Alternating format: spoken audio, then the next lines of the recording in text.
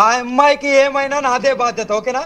Media అమ్మాయి తల్లిదండ్రులు వదిలిపెట్టి వచ్చింది, నువ్వు ఎక్కడో ఉన్నావు. ఇప్పుడు నిన్నగాక మొన్న నాగర్ కర్నూలులో ఒక ఆడబిడ్డని 7గురు ఆ గుడిలో పోతే ఆ అమ్మాయిని ఏం చిత్రహింస పెంచారు చూసావు కదా. ఒక ఆడపిల్లకి రక్షణ ఉందా ఈ రోజుల్లో?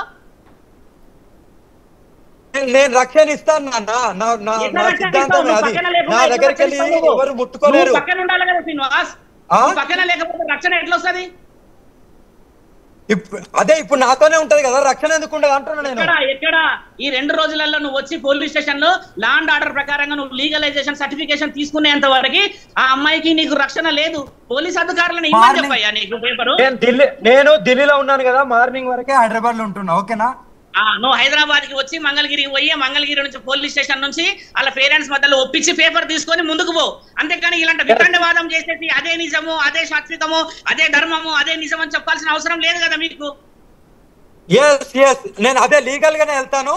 నేను వస్తున్నాను హైదరాబాద్ కు, ఓకేనా? అమ్మా నాన్నతో ఒప్పించుకున్న లెటర్ రాసి ప్రెస్ నోట్ రిలీజ్ అయ్యి, పోలీస్ అధికారులు ప్రెస్ చేసిన నోటీస్ రిలీజ్ అయ్యి, ఇవన్నీ రిలీజ్ చేయకుండా నువ్వు వచ్చేసాయి నేను చూసుకుంటా ఎవడొస్తాడు చేస్తాడంటే, సమాజం నిన్ను చూస్తున్నప్పుడు ఆ అమ్మాయిని చూస్తున్నప్పుడు ఏం నేర్చుకోవాలి? లోక కళ్యాణం అంటే ఇదేనా? నానా ఇక్కడ పెళ్లి గురించి మాట్లాడుతున్నాను, ఓకేనా? నేను లోక కళ్యాణం గురించి అది ఎప్పుడు ఆగదు, అది ఇప్పుడు కాదు, ఎప్పుడు నా ప్రాణం వదలడం కూడా అలాగే వదులుతాను. లోక కళ్యాణం గురించి మాట్లాడలేదు, ఇక్కడ మ్యారేజ్ గురించి మాట్లాడుతున్నాను నాన్న. మాట్లాడుతున్నావు కదా, ఆ మ్యారేజ్ గురించి వెళ్ళి ఎక్కడ మాట్లాడాలి? నువ్వు పేరెంట్స్ తో మాట్లాడాలి, పోలీస్ స్టేషన్ లో లీగల్ గానే వెళ్తాను, ఓకేనా? లీగల్ గానే వెళ్తున్నాను, మీడియా పరంగా చెప్తున్నా కదా, లీగల్ గానే వెళ్తాను. అమ్మాయి కూడా చెప్తున్నాను కదా, ఇలాంటివి చేయడం వల్ల ఏమవుతుందంటే మీరు బహిర్గతమై రక్షణ లేని పనులు చేసుకుంటున్నారు. మీరు ఆలోచించి దాన్ని ధర్మం అనకూడదు. అది ఆ ధర్మాన్ని పాటించాలంటే మానవ ధర్మం ముఖ్యమైనది. మానవ ధర్మాన్ని పాటించాలంటే పరధర్మాన్ని పాటించాలి. నాలుగకి అడ్డు లేకుండా మేము చేసే పనులే న్యాయం అంటే ఏ విధంగా ధర్మాన్ని కాపాడుతావు నువ్వు? సరే అంటే స్వామి శివరుద్ర స్వామి స్వామి ఇప్పుడు ఆయన అంటున్నది ఏంటంటే, సారీ ఆయన అనకూడదేమో, నాకు కొద్దిగా కన్ఫ్యూజ్ అవుతున్నా కొన్నిసార్లు. చెప్పండి. సరే ఓకే, అఘోరి అమ్మ చెప్తున్నట్టుగా మేమిద్దరం కలిసి ఉంటాం అంటున్నారు. ఈ కలయికకి మీరు లీగల్ సర్టిఫికేట్ తెచ్చుకోండి అంటున్నారు. ఏ చట్టాలు యాక్సెప్ట్ చేస్తాయి? కాదండి, భారతదేశ చట్టాల ప్రకారం నా దగ్గర ఆయన మాట్లాడిన లైవ్ రికార్డ్ లో కూడా ఉంది. మేము అలాంటి సంబంధంలో లేము స్వామి అని ఆయన చెప్పిండు. ఆయన ఏమన్నాడు? శారీరక సంబంధం గురించి ఇప్పుడు కూడా మాట్లాడతలేడు ఆయన. దాని గురించి మీరు పోర్ట్రేట్ చేయకండి. ఆయన చెప్పేదల్లా ఏమిటి, నేను అడిగేది కూడా ఏంటంటే, దీని పేరు అఘోరాతత్వం పెడితే ఊరుకునే ప్రసక్తే లేదు అంటున్నా. దీని పేరు మానవత్వం పెట్టినా ఊరుకునే ప్రసక్తే లేదు. దీని పేరు ధర్మం పెట్టినా ఊరుకునే ప్రసక్తే లేదు. దీని పేరు పైశాచికత్వం పెడితేనే దానికి శ్రీనివాసు ఈ వర్షిని వెళ్ళి ఆ పోలీస్ స్టేషన్ లో మాట్లాడి ఇలా లీగలైజేషన్ సర్టిఫికేషన్ తీసుకుంటే లా అండ్ ఆర్డర్ ప్రకారంగా అప్పుడు మాత్రమే మీరు అన్నట్టుగా సిటిజన్షిప్ కి ఒక వాల్యూ వస్తుంది. లేని సమక్షంలో ఎక్కడ పోయి కూర్చుంటాడు? ఈయన ఉజ్జయినిలో కూర్చుంటాడా? ఇక కూర్చుంటాడు? సో నేను అంటుంది కూడా అదే. ఇప్పుడు భారతదేశ చట్టాల ప్రకారం ఆడ మగ పెళ్లి చేసుకోవచ్చు, లీగల్ మ్యారేజ్ సాంప్రదాయపరంగా పెళ్లి చేసుకోవచ్చు, రిజిస్ట్రేషన్ చేసుకోవచ్చు చేస్తుంది. రీసెంట్గా సుప్రీంకోర్టు ఆదేశాల ప్రకారం గే హక్కుల కోసం కూడా ఏదో చట్టాలు వచ్చినట్టున్నాయి ఈ మధ్య.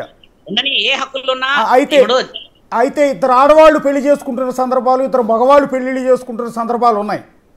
సో అలాగే వర్షిని ఇంకొక ఆడపిల్ల దగ్గరికి వెళ్ళి మేమిద్దరం ఇష్టపడ్డాం పెళ్లి చేసుకున్నాం అన్నా కూడా దాన్ని కొంత యాక్సెప్ట్ చేసే పరిస్థితి ఉంటుంది. మరి ఇప్పుడు మీరు చెప్తున్న శ్రీనివాస్ అండ్ వర్షిని బంధాన్ని ఎట్లా చూస్తారు అని? అంటే శ్రీనివాస్ ఏ కోణంలో చూస్తారు మీరు? ఏ కోణంలో చూసేదేముంది మిత్రమా, నీకు తెలీదా? ఇప్పుడు వాళ్ళిద్దరూ మాదిద్దరిది భార్యాభర్తల సంబంధం అని అనలేరు. వాళ్ళు ఏమన్నారు? మేమిద్దరం మానసిక సంబంధంతోని కలిసి ఉన్నాం అంటున్నారు కదా. ఆ మానసిక సంబంధం అనేది ఎక్కడిది? ఇప్పుడు అఘోరాలు ఇప్పుడు మన ఈ పురుషులు స్త్రీలు చేసుకునే ఈ మన దగ్గర చట్టాలు ఉన్నాయని అంటున్నా మీరు. ఆ చట్టాలలో ఒక సంఘాలు ఉంటాయి నాయన. ఆ సంఘాలకి లా అండ్ ఆర్డర్ లో ఆర్టికల్స్ కొన్ని ఉన్నాయి. ఆ ఆర్టికల్ ప్రకారమే వాళ్ళు వెళ్తారు, ఆ విధంగా జీవనం సాగిస్తారు. ఇప్పుడు ఈయన ఏ విధంగా జీవనం సాగిస్తాననేది కూడా రుజువు అవసరం కదా. ఆ అమ్మాయికి రేపటి రోజు ఇప్పుడు ఆయన అంటే ఇష్టం ఉన్నది, అందరికీ ఇష్టమే, వీళ్ళిద్దరు వెళ్తున్నారు కదా. రేపటి రోజు రక్షణ కవచం అవసరం పడినప్పుడు నలుగురు వచ్చి 4 సమాధానాలు అడిగినప్పుడు ఎవరికి సమాధానం చెప్పాలన్న ఒక లీగలైజేషన్ లేకపోతే ఏ చట్టాన్ని ఈయన వాడుతున్నాడు? ఇప్పుడు మరి ఆ చట్టాన్ని అడుగుతున్నాం కదా. ఇప్పుడు బిగ్ టీవీలోనంటే చాలా మంది చూస్తారు, అందరూ చూస్తున్నారు కదా, వాళ్ళనే అడగండి. కామెంట్లు రిసీవ్ అవుతున్నాయి కదా. అందులో చాలా మంది జస్టిస్ ఉంటారు, లా అండ్ ఆర్డర్ ఉంటారు, లాయర్లు ఉంటారు, అడ్వకేటర్లు ఉంటారు, కౌన్సిలర్లు ఉంటారు, మానసిక డాక్టర్లు ఉంటారు, అందరు ఉన్నారు కదా. వాళ్ళందరూ సమాధానాలు చెప్తూ ఉన్నారు కదా. ఇప్పుడు ఆ మమతా హాస్పిటల్లో ఏదో అక్కడ కూడా డాక్టర్ ఇచ్చాడంట, మానసిక వైద్యం గురించి ఏదో టాబ్లెట్లు ఇచ్చాము మేము వర్షనికి అని అంటున్నారు. ఇప్పుడు మానసిక పరిస్థితుల్లో నేను లేను ఈ అమ్మాయి అని అంటుంది, దానికి హ్యాపీ. ఇప్పుడు మానసిక పరిస్థితులు లేని మీ ఇద్దరు మానసికంగా పిచ్చోళ్ళలాగా ఎందుకు ఈ విధంగా పైశాచికత్వాన్ని బిహేవ్ చేయాలి? లా అండ్ ఆర్డర్ ప్రకారంగా లీగల్ ఎందుకు వెళ్ళొద్దు అంటున్నాను నేను. లా అండ్ ఆర్డర్ ప్రకారమే వెళ్తాము అంటే తను వచ్చాక బయలుదేరుతాము స్టేషన్ కి. మంగళగిరి వెళ్ళి అక్కడ మా ఇష్టపూర్వకంగా ప్రొసీడ్ అవుతున్నామని చెప్పి సర్టిఫికేట్ తీసుకుని వస్తాము.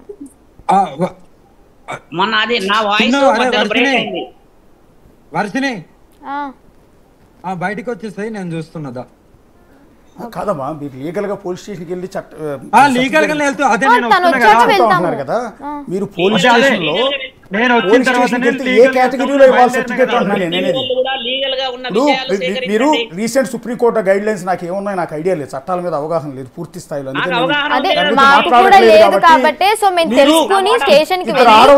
ఇద్దరు ఆడవాళ్ళు పెళ్లి చేసుకుంటే సంథింగ్ ఏదో యాక్సెప్ట్ చేస్తారు. రీసెంట్ గా వచ్చింది చదవాలి, కొంచెం స్టడీ చేయాలి నేను. ఇద్దరు మగవాళ్ళు పెళ్లి చేసుకుని యాక్సెప్ట్ చేస్తారు. ఇవాళ అఘోరి అమ్మాని మీరు పిలుస్తున్న ఆమెతో మీ బంధాన్ని ఏ విధంగా చూసి సర్టిఫై చేస్తారు పోలీసులు? యాక్సెప్టెన్సీ లేదంటున్నా. ఇప్పుడు అఘోరిని మీరు ఆడనుకుంటున్నారా మగ అనుకుంటున్నారా? ఒక్కటి సూటిగా అఘోరిని మీరు ఆడనుకుంటున్నారా మగ అనుకుంటున్నారా? నేనైతే అంటే హస్బెండ్ గా ఫీల్ అవుతున్నాను కాబట్టి మగ అని అనుకుంటాను. అంటే నా పరంగా నా వరకు ఆత్మీయ నా ఇన్నర్ పర్సనల్ ఫీలింగ్, అది పర్సనల్ ఫీలింగ్ భర్త అనుకుంటున్నారు. ఫిజికల్ గా మీరు ఆమెని ఆడనుకుంటున్నారా మగ అనుకుంటున్నారా? మీ అమ్మ అంటుంది ఆడ మగ కానివాడితో నా కూతురు వెళ్ళిపోతే నేను ఎట్లా తట్టుకుంటాను అంటుంది. పచ్చిగా చెప్తున్నాను నేను.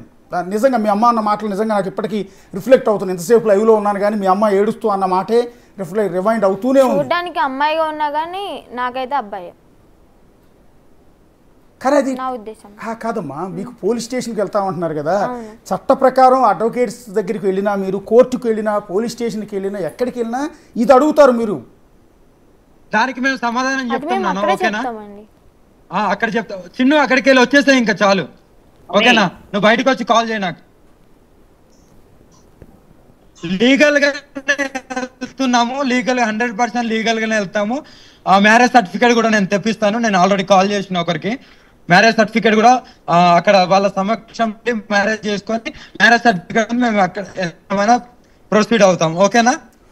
అఘోరి అమ్మ, ఒక్కసారి మీరు కన్క్లూడ్ చేసే ముందు మిమ్మల్ని మీకు ఒక అప్పీల్ చేసుకోవాలనుకుంటున్నాను నేను. మీరు కొంచెం ఓపిక్గా వింటారంటే మీకు ఒక అప్పీల్ చేసుకోవాలనుకుంటున్నాను. నేను డ్రైవ్ చేస్తున్నాను, నేను ఆల్రెడీ వస్తున్నాను కాబట్టి ఒకటి అప్పీల్ అమ్మా. నేనేమంటానంటే ఇప్పుడున్న సిచ్యువేషన్ వేరు. బంగారం లాంటి ఆడపిల్ల, ఆ పిల్ల పెళ్లి చేసుకుంటానంటే బిగ్ టీవీ ఆఫీస్ ముందు ఇప్పుడు కూడా క్యూ కడతారు. అంత చక్కగా కొందరు బొమ్మలా ఉంది ఆ పిల్ల. ఆ పిల్ల జీవితాన్ని మీరు ఎందుకు